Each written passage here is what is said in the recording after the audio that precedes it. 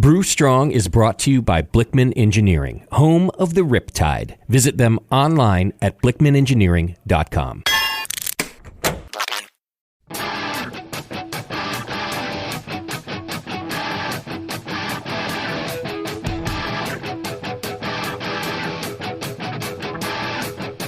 Brewers, it's time for the beer radio you've been looking for. This is the show that dispels myths, tackles the toughest topics, and makes no apologies for geeking out on beer.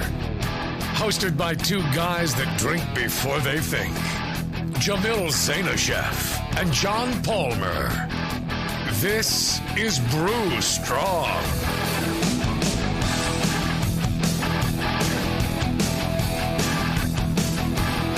Hey, howdy, hey, my brewing brothers and sisters. Cretans. No! This is Doubtfire. Nice. Have to work on that. It's lovely of you to be here. Yeah, we're back again. I don't know when these shows are going to air, but By Christmas time, something like maybe. You got travel plans? You going to come up this way for Christmas, John? I don't know. Probably New Year's time, I expect. Yeah.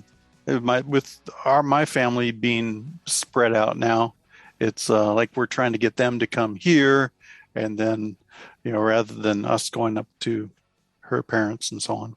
Right. So it's funny how that kind of shifts all of a sudden. Now we're getting to be the ones that are at home. There you go. You're the old people. Yeah. How about you, Travis? You got any travel plans this year?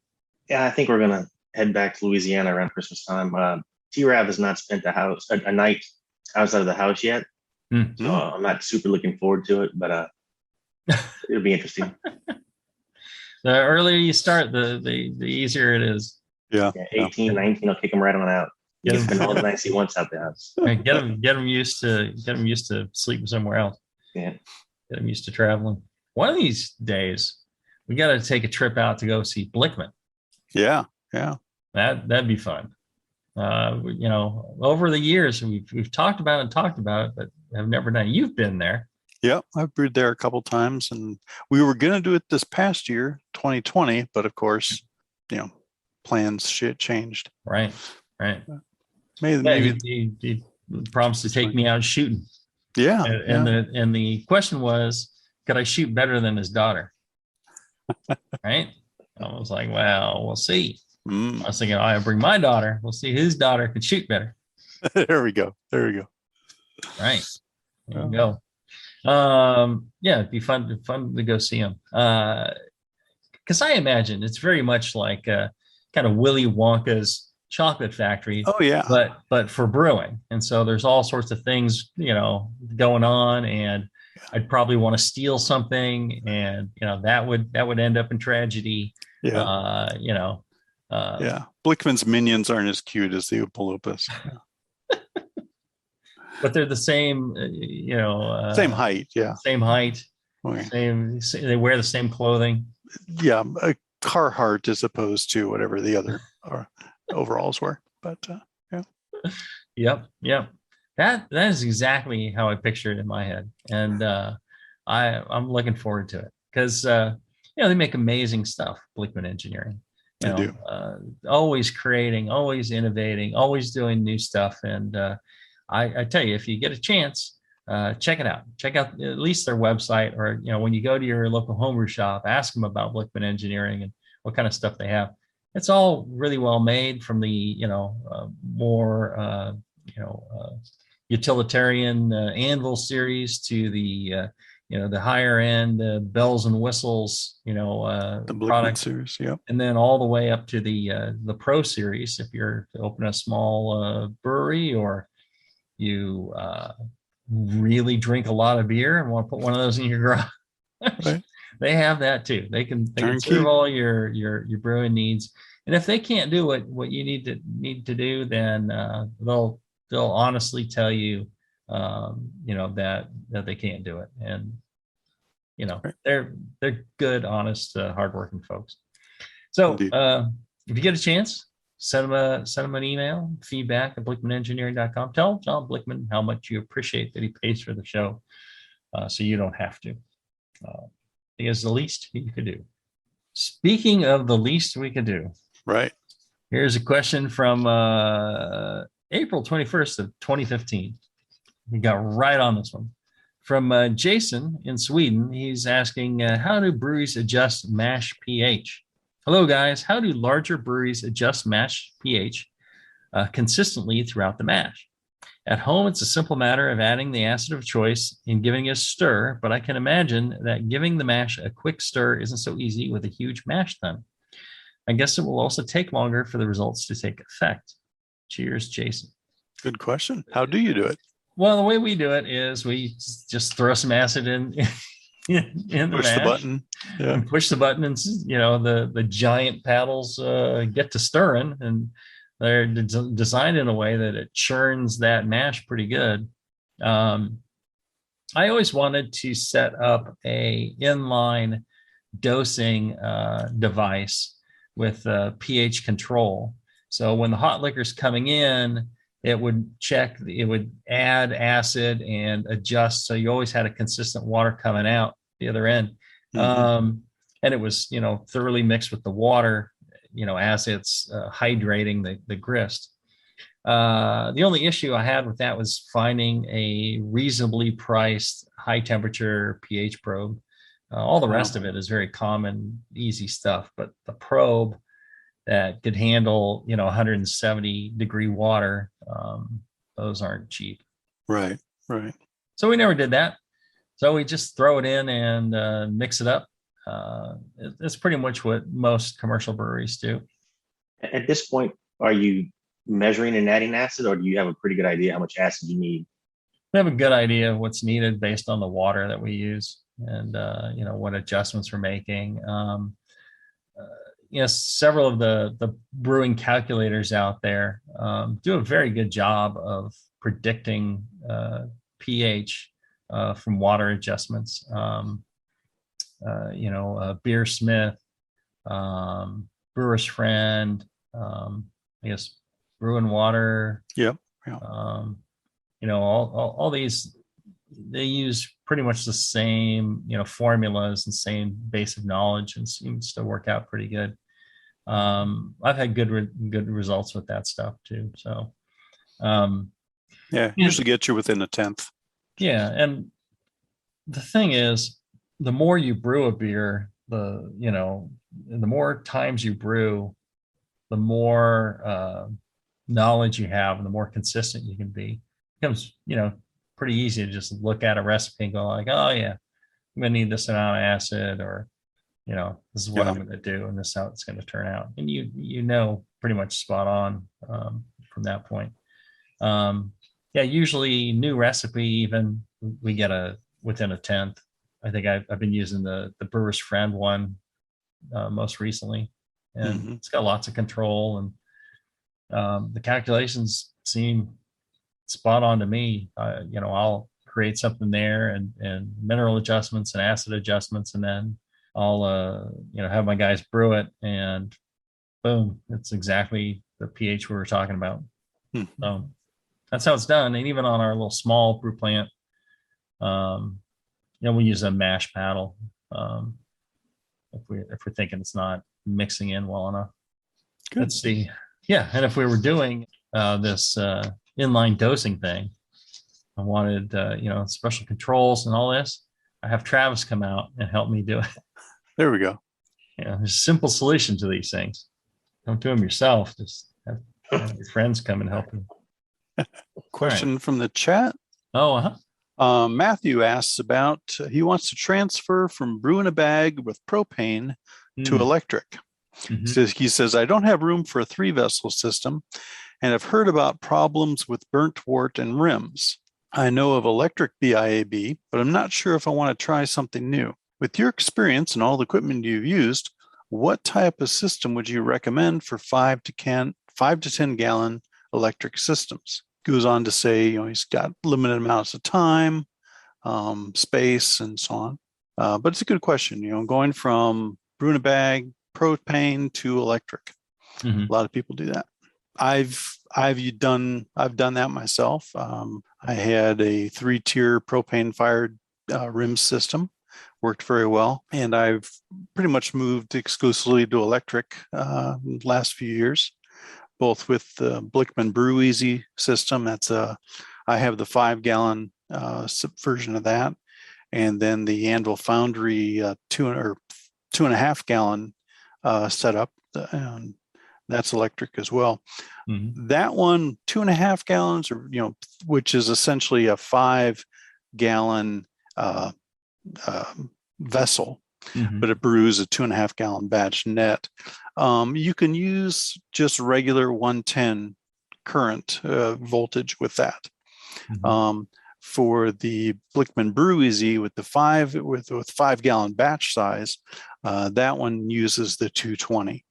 And that 220 will boil 5-10 gallons pretty quickly. It has the power to do that. I think all-in-one systems, whether you're talking about the Breezy, which a little more expensive, versus the Grainfather and Foundries and so on, very easy to use, programmable. You kind of push the button and you can walk away and get a beer if you want.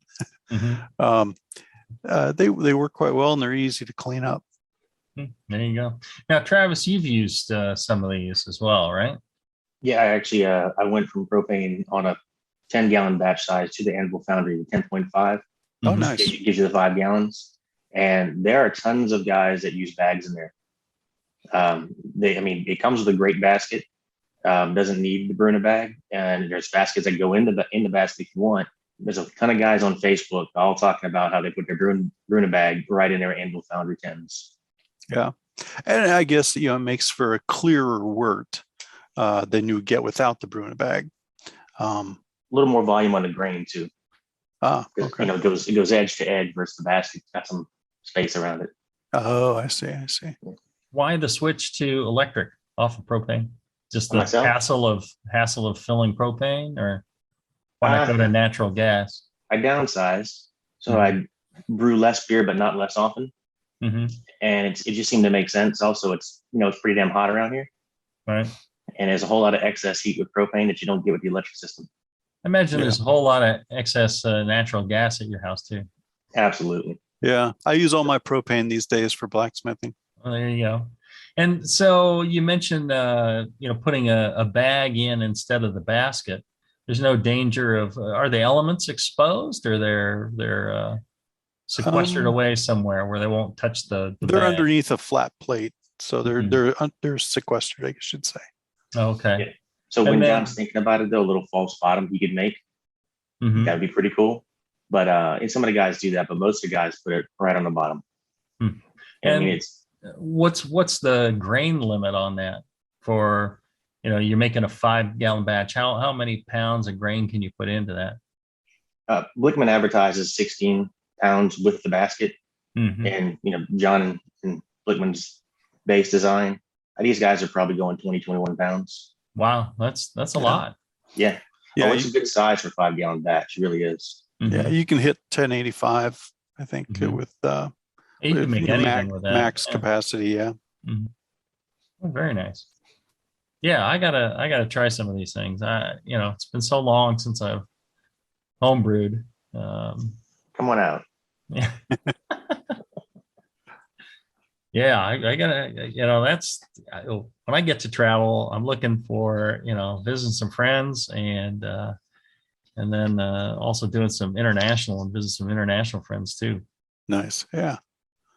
Yeah, we were supposed to go to Texas for the Homebrewers Conference that was going to be in Nashville. And we had this whole thing where Travis and Peter Simons and I and was it James who was going to drive? He was going to drive us the whole way. And we had stops at breweries planned out. We were going to take multiple days. We were going to go through, Memphis. We were going to go, we had a whole great trip planned, and then the whole pandemic came, shut everything down, canceled the conference. That was quite disappointing. Yep. But it sounds like a good time. All those trips, all the stops. Yeah. So we still need to do that. I'm still looking forward to it. I think even Neil Spake was thinking of coming with us, wasn't he? I can't remember if he committed or not. I think he couldn't, but he was certainly interested. And then I was like, okay, well, the next year it's going to be San Diego. Okay, fly out to Texas. We'll drive to San Diego. Nope, that one got canceled too. So, what are you going to do? Where's it supposed to be next year? I've forgotten already. Philly or something? Philadelphia. Yeah, that's it. All right. Yeah. Well, maybe I'll make it to Philly. Or it was Pittsburgh. Pittsburgh. Yeah. Ah. Yeah. I was thinking, yeah, it's Pittsburgh this time. Pittsburgh, See, they Pennsylvania. really need to do the Homebrewers Conference when it's football season, because then I go to Pittsburgh, I can see a game, Okay. coordinate it out so I could, work on my challenge of seeing a game at every NFL stadium. All right, let's see here. Pretty sure I took one break already with a check mark next to my. Sure. Did I? Yeah. Okay. Yeah. Well, let's say I did. Braun writes, yet another thanks. I'm sure you get a million of these messages, but I'm going to add to the pile anyway. I just want to say thank you for the recent stainless steel show. It answered several questions that I had over the years on why sometimes stainless behaved as expected and why sometimes it didn't. Just a bit more evidence on why this little podcast has made so much difference to an ever-increasing number of us. Jamil and Palmer simply rocked it, even though Palmer sounded like he was using the old tin can on a string method to get on the air. Cheers, Ron. Wow, that's interesting. I didn't know that. My audio. Yeah, well, it was 6 years ago. So, okay. Yeah. Always nice to hear a few positive words. Yes. Yeah. Wait, is that the era when John sounded like he was in the bathroom? That could be, yeah. Although that might be why he's saying that. The bathroom days. Yes. Yeah. And in fact, he was in a bathroom when he was recording that show. He had a little difficulty down there, I want to say, My office. Yeah. Yes. And so where some of us do our best thinking. He would podcast from the throne down there. Had to turn the shower off because it was interfering, but yeah. Right. It sounded like he was in a bathroom because he was. Little did you know that was the case. All right. RA versus pH water adjustment. Lou writes, I have very soft water and am having some difficulty adjusting RA to coincide with estimated mash pH. I think I understand that RA is a predictor of what your mash pH will be. In Palmer's book, Water, there are suggested ranges of RA for beer style. I have been using Brew and Water to calculate water additions. I can modify my water to get mash pH of 5.4 as verified by a pH meter. But it seems that the RA associated with a mash of pH 5.4 always leaves me with a low out-of-range RA. I then usually add slaked lime or baking soda to try and get the RA into range while maintaining my mash pH. My question is this. If RA is an indicator of what mash pH will be, how much should I worry about an out-of-range RA if my mash pH is right on? He's attached the Brew and Water spreadsheet for a typical pale ale. He's been brewing, which is a tweak of a pale ale recipe from Brewing Classic Styles. Yeah. Don, this one's for you, buddy. Okay. I would say, in general, if you've hit the right mash pH, you don't have to worry about your RA. Your RA is correct at that point. The pH is more important at that stage. Right. Yeah. The whole premise behind adjusted water is to hit your mash pH. Mm-hmm. And once you've done that, then you can play with the sulfate to chloride ratio to enhance the character of the beer that you're brewing. If he has very soft water, that means low calcium, low magnesium. Doesn't tell me what his residual or his total alkalinity is. And brewing water, it's always hard to find these. Oh, here we go. I think 70. So he's going for a final total alkalinity of 77 and a residual alkalinity of minus 27 because he's brewing a pale ale. So, well, he shouldn't be adding bicarbonate if he's brewing a pale ale. You'd only add bicarbonate if you're brewing a dark beer. It's I'm not real conversant with reading brewing water, so there you go. Well, spreadsheet. Oh, and Travis, you make some water adjustments. Don't you have soft water there? Well, yeah, I'm using RO, so it's soft as you can get. And I did try I used brewing water a little bit. And I switched over to Beersmith's calculations, and they're pretty close, but I'm not as good at following his spreadsheet. But I'm looking at this, and his lactic acid addition is 0. Mm-hmm. So is he trying to use the minerals to hit his pH and RA instead of hitting his RA and then adding the acid to hit his pH? Yeah, I think you've got a good point there. Sheet 5, adjustment summary. He's adding calcium hydroxide, pickling lime, which if you're trying to get, for pale ale, you're trying to get your pH down. So yeah, you're not trying to so much hit your RA target as you are to hit your pH target. So you wouldn't add a base, the calcium hydroxide, to the water. What you'd be doing is adding the hardness, and that's your gypsum and calcium chloride, to add calcium, get the hardness up, and that will help get the residual alkalinity down, help you hit that 5.4 pH. Lactic acid would be another way to help that. Although in this case, if he's adding the calcium hydroxide, adding acid would simply counter that. So if he just dropped the pickling lime from his recipe, that would help. Then he wouldn't need the acid potentially. And then not focus so much on the RA because of the If he has the pH meter to measure his mash pH, then the RA is the guideline, pH is the goal. I like that. Okay. Good way. That's a good sentence that people need to remember, I think. All right. Good. There you go.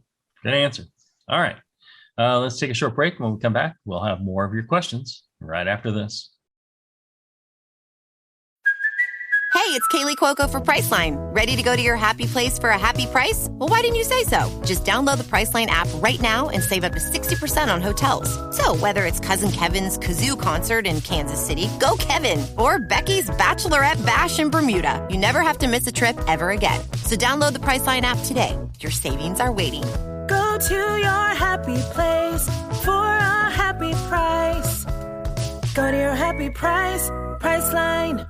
Are you looking for a simple brewing system that's great for all grain brewing, but everything on the market seems to be full of compromises? Blickman Engineering has the answer. The Blickman Brew Easy All Grain Brewing System. The Brew Easy is a complete system with easy upgrades and a beautiful compact design, perfect for any size brewing location. At its core, the Brew Easy is built on 2 gorgeous Blickman Boilermaker brew kettles, a high-temperature March pump, and either a top-tier gas burner or the new Boil Coil electric heater. The Brew Easy adapter lid allows the pots to stack on top of each other, forming an efficient, strong, and compact brewing setup that comes in 5, 10, and 20-gallon batch sizes. Upgrade your Brew Easy system with full automated control by adding a Blickman Tower of Power temp controller, and make moving around easy with the Blickman Kettle Cart. The Brew Easy is modular. If you already own a Boilermaker kettle, you can build your Brew Easy by purchasing just the modules you need. The new Brew Easy all-grain brewing system. See it today at BlickmanEngineering.com and brew with Blickman quality on your new Brew Easy.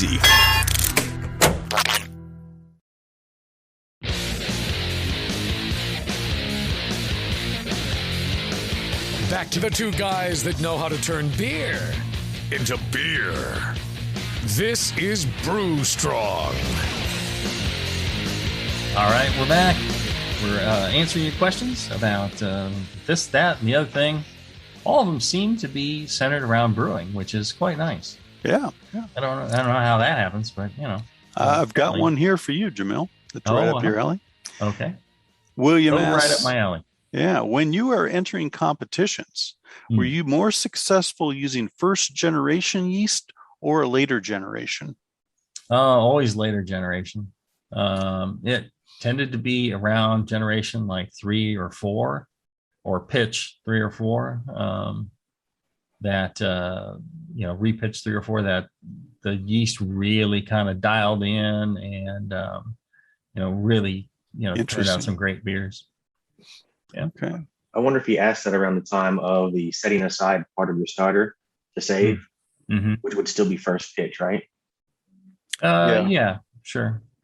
Yeah, because we'd be looking at the adaptation of that culture to that specific recipe.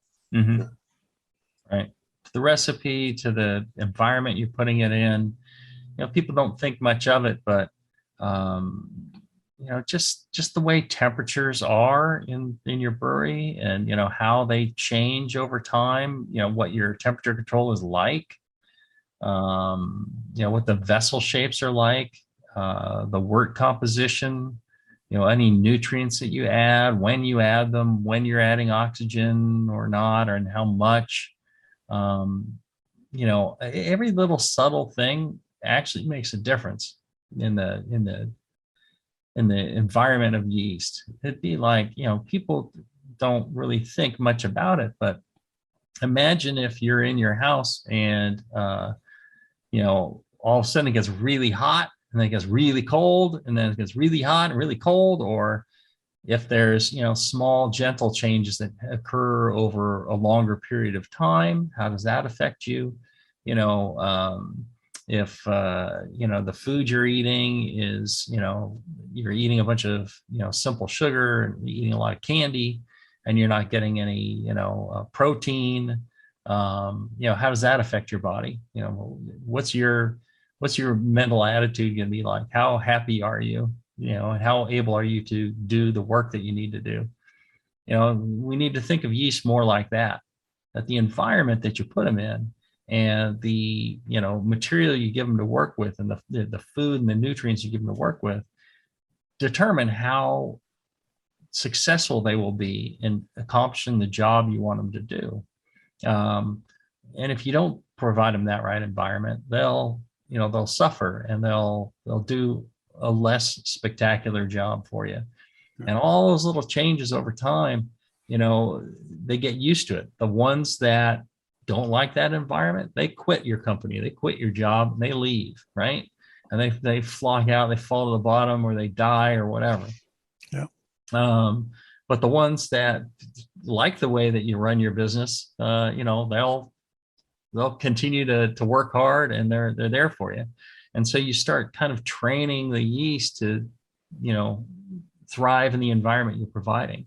It's different than when they grew the yeast. It's different than, even a starter or something like that. There's these slight differences that they kind of adapt to. And after a few repitches, it gets really dialed in. I think it tends to be the best, at least in my experience it was. Sums it up pretty well, I think.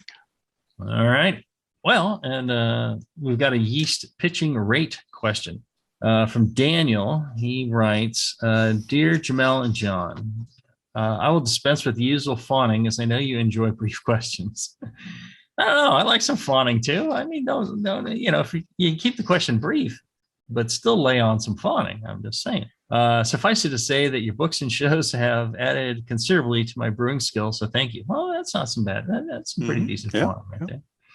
My question: in brewing beers such as Belgian Golden Strong and other high gravity styles with lots of simple sugar adjuncts, you often recommend adding sugar a little at a time after primary fermentation begins to slow, to avoid the yeast adapting out of the maltase enzyme.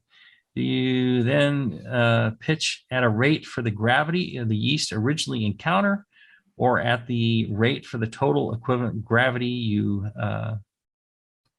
were you to add the sugar in at the beginning? I suspect the first one would work better, but if you could clear this up, I would appreciate it. Yours, Dan. So in general, if you're doing, 10% or less of simple sugars in a beer, in general, the yeast can handle it and will ferment that out.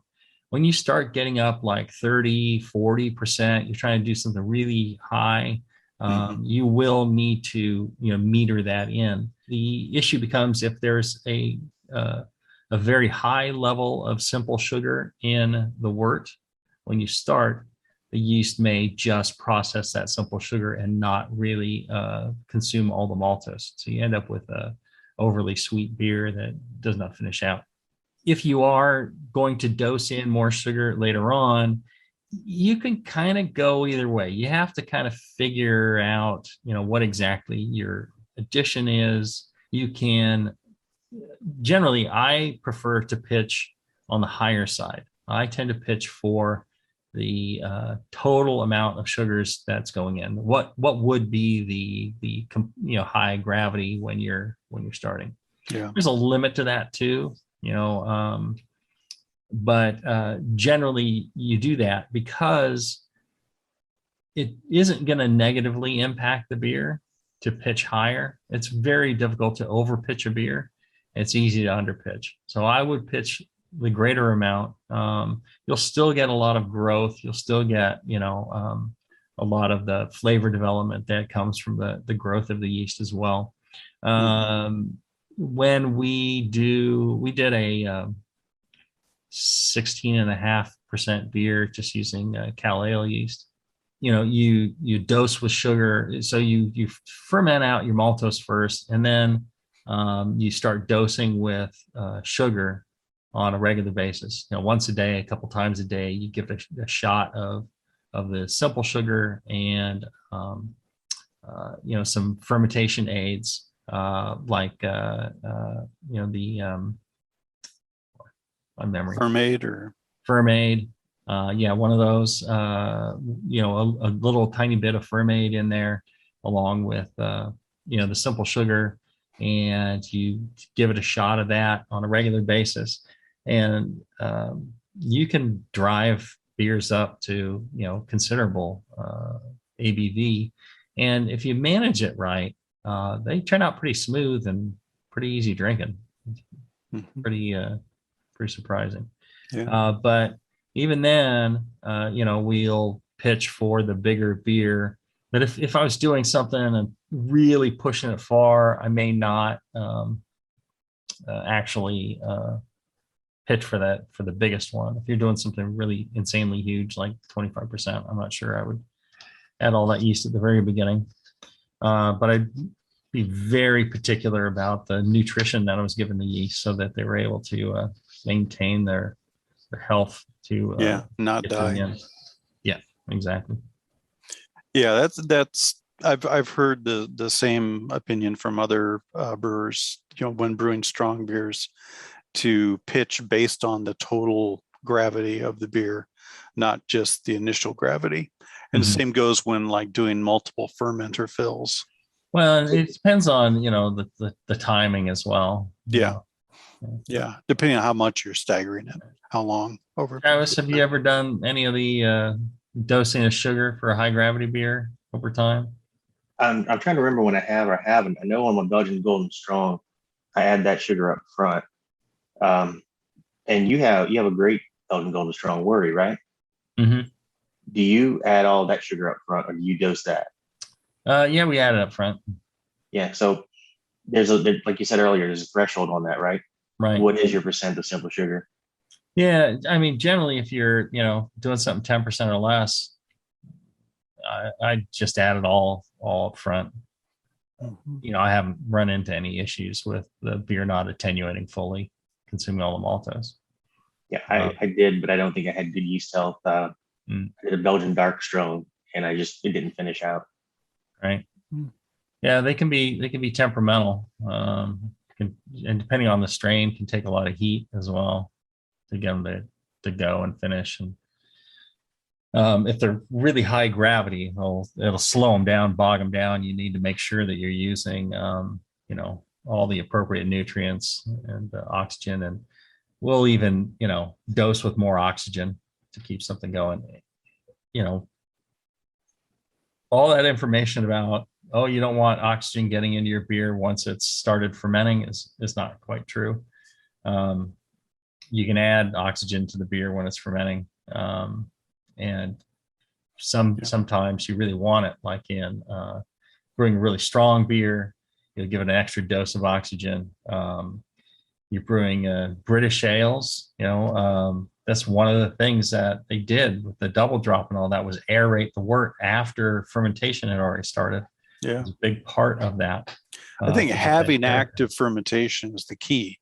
You need the yeast to be active to take up that oxygen and use it rather than just oxidizing the wort. Right. Well, and, there's yeast in there for a long time, even after, it looks like fermentation stopped. It is in packaging that you got to be careful that you're not introducing oxygen once the yeast have pretty much stopped doing what they're doing. That can really cause a problem. Let's see here. Got another question from the chat. All right. Graham asks, what would you guys use for an airlock when aging a sour with lacto and Brett? I'm concerned in case oxygen can find its way in through a standard airlock, and I don't want to fully close the vessel as there will be some fermentation going on. Currently planning to use vented silicon bung, but I want to be sure this is the best option. Aging in a 10-gallon oak barrel, so it'd be significant O2 ingress through the barrel, so don't want to have more from the bung. Okay. I'm trying to avoid acetic. Right. Back in the day, I collected a lot of information about the various ways of sealing off like a carboy. So I used to do, a Flanders Red in glass carboys. And the question is, what kind of stopper do you use? So you can use a stopper that pretty much closes it off, or you could use, this, that, or the other thing, or you could, put it in a plastic bucket. You're trying to mimic the, oak barrels that they use in Flanders, which, somebody did the calculations on this. There is massive oak foeders, and the surface area to liquid is, rather low. And so they don't get a whole lot of oxygen. And what I found, I did a presentation on this so long ago. The closest to matching that is one of those rubber carboy caps or plastic carboy caps. Oh, okay. The plastic bucket's too much. Okay. Those little plasticky red, yellow carboy caps. You put one of those on, it's just about the right diffusion to match that. And it really does work quite well. There's other things people try, like, oak pegs, and, that can work. But the carboy cap was the best one. Now, if you're already in a barrel, I'm assuming, it's not that he's not using these massive foeders. It depends on what he's making. So there's quite a bit of surface area already, especially small 10 barrels. gallons. Yeah. There's a lot of air that goes in because there's a huge amount of surface area for a small amount of liquid. So you're gonna have to kind of keep an eye on it. You can put whatever bung on there you want. Vented silicone is fine. Keeps it from popping off. What you may need to do is check that and see how it's progressing. And it may get to a point where it's gone a little bit far. At that point, I would take it out of the barrel and continue aging it in stainless with no oxygen present. And let the rest of the process go without introducing more oxygen. And that seems to help quite a bit. Yeah, that's how I've done a couple of my sours, is just adding the bacteria and then sealing them up in a corny keg, because I knew they weren't going to exceed that pressure. Right. You'd be surprised at how much pressure it can build. But we do a beer called Taffel Bully that Matt Staley, that was his recipe. It was the first beer we ever brewed at Heretic. Yeah. And what we do on that is we will add Brett and it never gets oxygenated when we add the Brett. It ends up sealed in stainless all the time because stainless aging. And there's always a little bit of oxygen that gets through, but really it develops a great character that's different than if you age it in wood or something with a lot more oxygen. So the amount of oxygen that it gets is always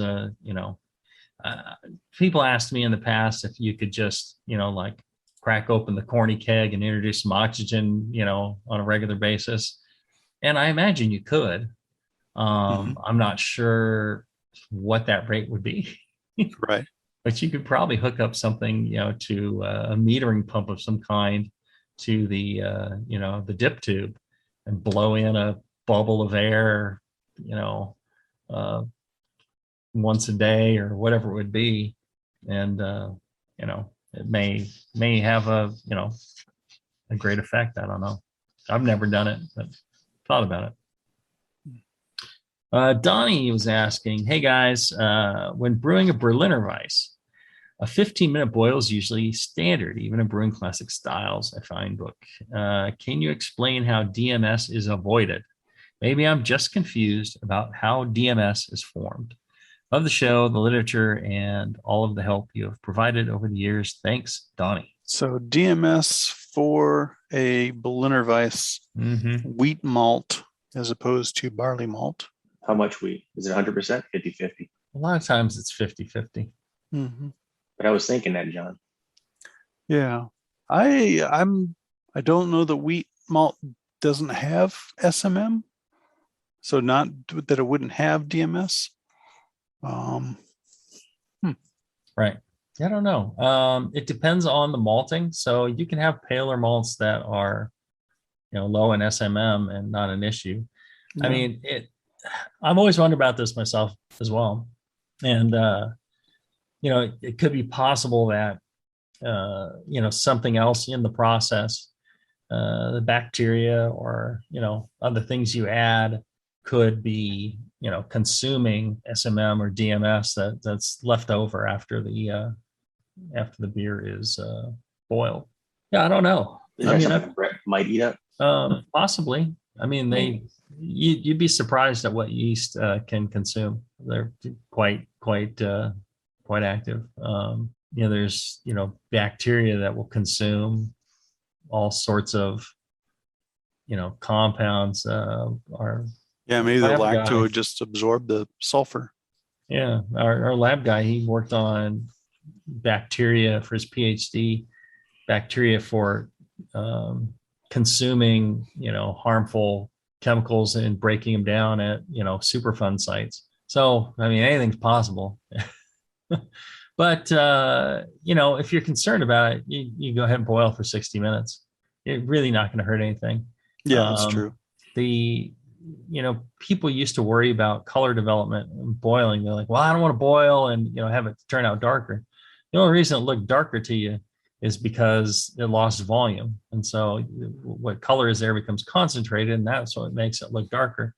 If you add back water, it turns back to the same color as it was before.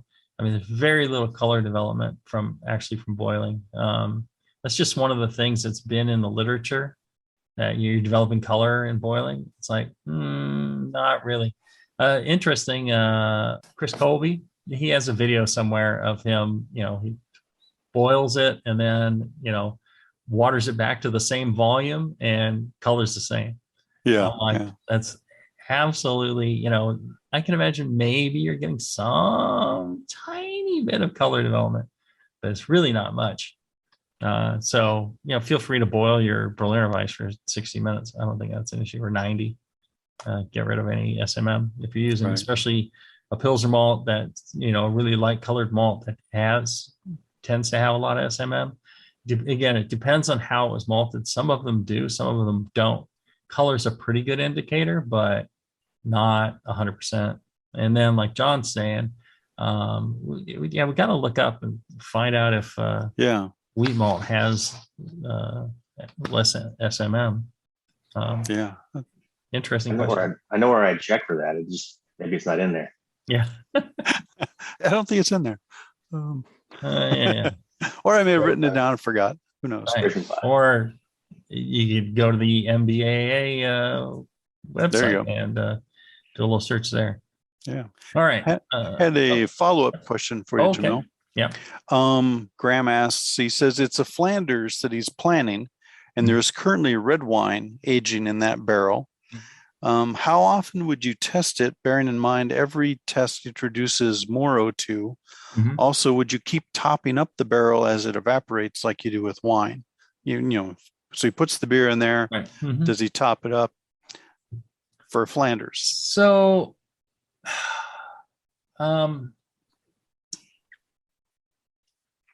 we talked about barrel aging in the barrel shows. Yeah. I think we addressed this, but maybe not for Flanders. It depends on the beer and what you're doing and the environment. You know, a lot of folks, myself included, stopped topping up. You know, we'll do like one top up. So Vinny does the same thing. He'll top up once and then that's it, and just leaves it for the rest of the time. If you're in an environment where you're getting a lot of evaporation, where you're really losing a lot of liquid from the barrel, I would recommend topping up, you know, for sure. If you get very little evaporation, I wouldn't bother with it at all. Yeah, when you open it up, you're exposing it to more oxygen, but it's really, you know, if the surface area is small, it's really not any more than you're already getting with your barrel. I mean, just don't slosh it and splash it. That's worse. But yeah, if it's a small barrel and you're taking samples, I would put some beer back in it, because you just don't want to end up with a very large surface area across the top, and you don't want to end up with hardly any beer left when it comes time to package. Yeah, so I would check that. I would, again, it depends on the environment, depends on the type of barrel, how thick the barrel is. If it's a wine barrel, it's you know, generally thicker. You know, if it's a spirits barrel, they're impossibly thin. And I would, I'd start out maybe, you know, give it, you know, maybe 6 weeks or a couple months, you know, test it. And then maybe again in another, you know, depending on how far it's gone at that time and how it's progressing, you know, maybe you need to do it every, you know, 2 weeks, or maybe it's like nothing's happening at all. You can give it 3 months. Okay. So you kind of let the flavor be your guide, but every, you know, generally, you know, 6 weeks in between is not a problem. A couple months, depends on the barrel and all that. If it's going quickly, or you think it's getting close, you know, I would check it every week. Okay. All right. Let's take a short break. When we come back, we'll have more of your questions right after this.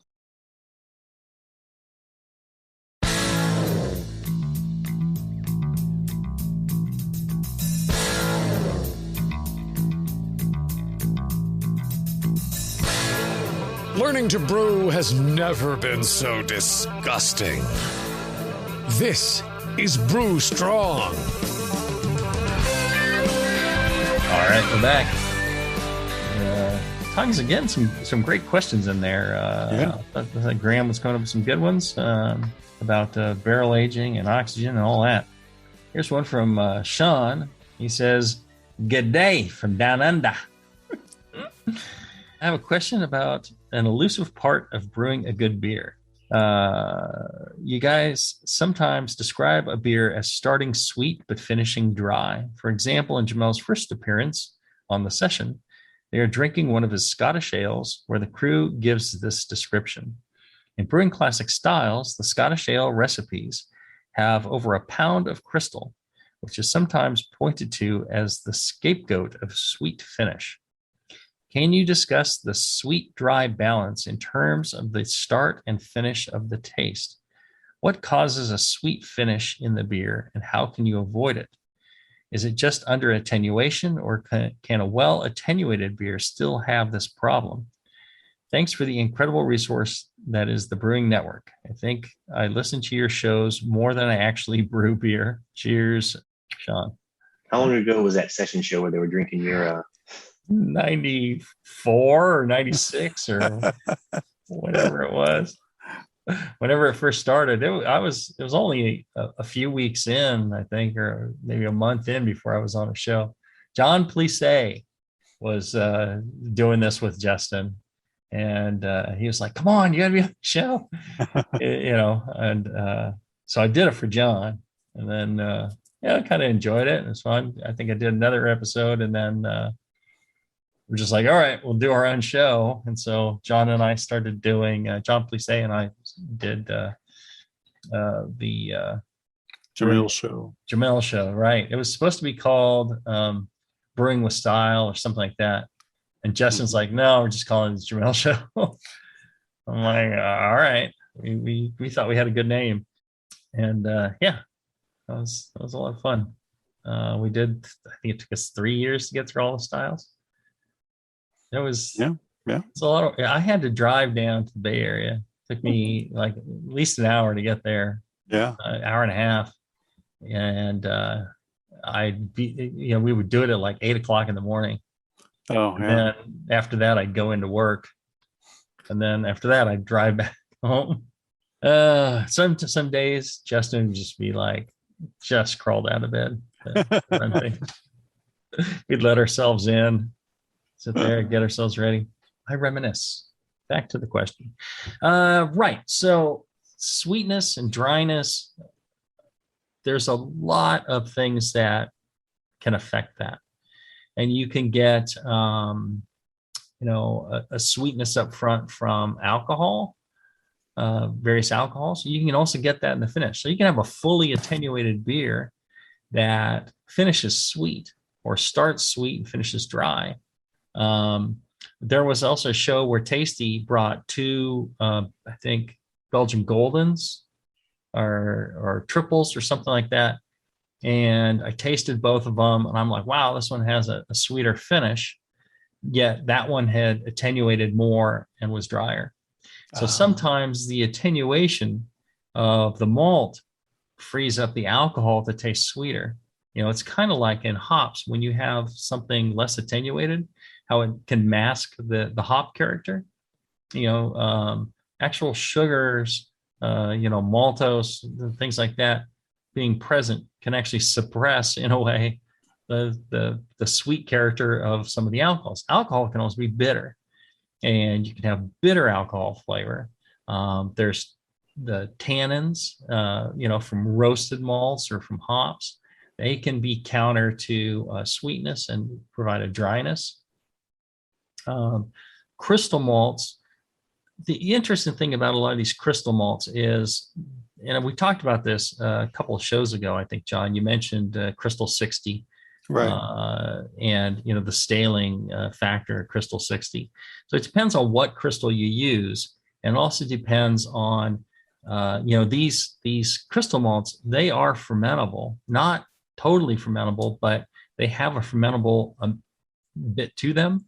And if you get that fermented out as well, yes, you can have that caramel note or that crystal note without it being overly sweet or too sweet. So, it's all about the balance that you hit. You can also have water. Travis sent me a beer, and I was like, there was a kind of a sweetness to it in the start, and then there was a dryness to it in the finish. And, we started looking at water as one of the possible, things to adjust there. There was quite a bit of crystal in it too. And or Cara malts, right? And so we're thinking, well, maybe that's too much. That was my initial thinking. But then, looking at the water, I'm like, well, maybe, let's adjust the salt in there and see if that, what change that has. Maybe that's the way to go. So, this is a long roundabout way to kind of say, it just depends on the individual beer. I'd have to taste the beer and then tell you what I think was why it's sweet or why it's dry. But you have a lot of controls to adjust a beer sweetness, dryness. And it is the malts, sure. It's the yeasts as well. It's pitching rates. It's fermentation temperature. It's, the nutrients that are present. All those will affect tremendously the sweetness of a finish of a beer, whether it's sweet up front or dry or, same thing on the end. So that's huge. And then, it's those ingredients as well. And you have the ingredients you can adjust for sweetness, but also the tannins, roast, things like that will contribute to a balancing kind of dryness. So those are the kind of controls you have. You guys got anything else to add to that one? I just think the bitterness units to gravity units is a good way to kind of gauge that. For Scottish ale, you're in that 1/2 ratio. Half the bitterness of total gravity points. That's about where the balance of those beers are, and maybe a little higher. Maybe if you've got as a proportionally more crystal malt in your Scottish recipe, then you'd kick up the bittering addition of your hops, another 5-10 IBUs maybe, just to get that balance back. So you don't necessarily have more hop flavor in a Scottish ale, but you would have balancing bitterness to balance that sweetness from the malt. Yeah, I used to include all that in like when I did BYO articles, when I did the style profile column for 8+ years. I liked putting in that ratio, but I think that really only applies to some of the, or let's say this, it applies to a lot of those beers. It does not apply to a lot of the modern hoppy beers. Right. I mean, that it's worthless information on there. I mean, it's got some value, but your IBUs are, through the roof on some of these beers, yet they're not bitter. Right.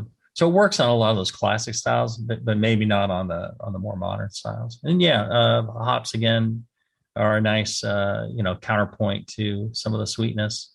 And it's shocking, a lot of it is yeast driven. You can take the same wort, ferment it with a different yeast, and one will be sweet and one will be dry. Right. They'll have different colors.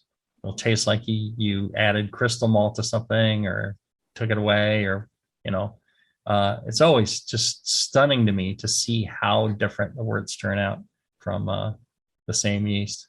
But there you go. That's a big part of how you do it. All right, another fine show brought to you by our fine sponsors, Blickman Engineering. Check them out, blickmanengineering.com. I think I failed to mention Brew Chatter. Our good friends RJ and Josh out in near Reno there. They've got a wonderful shop with a great little bar in there and fresh ingredients and great equipment and lots of knowledge. Good folks out there. If you happen to be out their way, go check them out. Say John and Jamil and Travis sent you, and have some fun down there for me. I'll be out there in a week. So if you're listening live, I'm talking a week from now. If you're listening to the podcast, no. Months ago. It happened 2015. Yeah. Right? It happened in 2015. Exactly. Yeah. All right. Until then, everybody, brew strong. Brew strong, everyone.